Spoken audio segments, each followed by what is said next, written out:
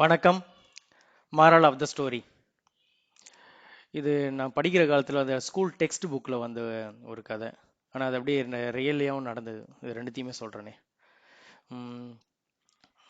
ஒரு ம், ஒ- ஒ- ஒரு குண்டானவர், நல்ல ஹைட் அண்ட் வெயிட்டு, குண்டா இருந்தவர் தாங்க குண்டா இருக்கிறோன்னு நினச்சிக்கிட்டு அது உடம்பு குறைக்கணும்னு சொல்லிட்டு டாக்டரை கன்சல்ட் பண்ண போகிறாரு. டாக்டர் ஒரு சில பரிசோதனைகள் செஞ்சு, சரி நீங்கள் வந்து சாப்பாட்டுக்கு வந்து சப்பாத்தி சாப்பிடுங்க, சாப்பாட்டை மாற்றி சாப்பிடுங்க, 2 சப்பாத்தி சாப்பிடுங்க அப்படின்னு சொல்லுவார். உடனே அந்த அந்த நபர் சப்பாத்தியை சாப்பாட்டுக்கு முன்னாடி சாப்பிட்ணுமா சாப்பாட்டுக்கு பின்னாடி சாப்பிட்ணுமா அப்படின்னு கேட்பார். இதுதான் கதை. ஆக்சுவலி இது வந்து என்னுடைய ரியல் லைஃப்பில் நடந்தது.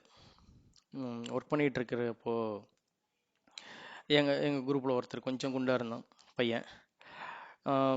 அவனுக்கு வந்து பொண்ணு கல்யாணம் பண்ண போகிறாங்க, பொண்ணு பார்த்துட்டு இருக்காங்கன்னு உடம்பு குறைக்கணும்னு ஆசைப்பட்டான். கொஞ்சம் கல்யாணத்தப்போ பசங்க கொஞ்சம் ஸ்லிம்மாக இருக்கணும்னு நினைப்பாங்க. அதுக்காக அப்போது தான் இது நடந்தது. என்ன நடந்ததுன்னா, ரெகுலராக நாங்கள் எல்லாம் ஒன்றா லஞ்ச் சாப்பிடுவோம். சாப்பிட்டுட்டு இருக்கும்போது ஒரு நாள் திடுதிப்புன்னு லஞ்சு முடிச்சுட்டு சாப்பிட்டு முடிச்சுட்டு அடிஷ்னலாக போய் கேன்டீன்லேருந்து 2 சப்பாத்தி வாங்கிட்டு வந்து சாப்பிட்டான். நாங்கள் கேட்டோம், என்னப்பா என்ன ஆச்சு உனக்கு, இன்னைக்கு அதிகமாக பசிக்குதா அப்படின்னு கேட்டோம். அவன் ரொம்ப அப்பாவியா, சப்பாத்தி சாப்பிட்டா உடம்பு குறையும்னு சொன்னாங்க, அதனால் சாப்பிட்டுட்டு இருக்கேன்னு. சரி, உனக்கு யார் சொன்னது என்ன சொன்னதுன்னு கேட்டோம். அதெல்லாம் எனக்கு தெரியாது, பேசிகிட்டு இருக்கும்போது கேட்டேன் அப்படின்னு.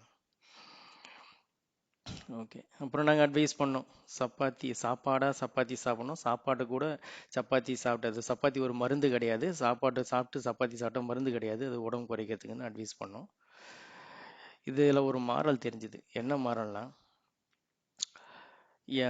டீட்டெயிலே தெரியாமல் யாரோ என்னவோ சொல்கிறத அறகுறையாக கேட்டு அதை எக்ஸிக்யூட் பண்ணக்கூடாது. அவ்வளோதான்.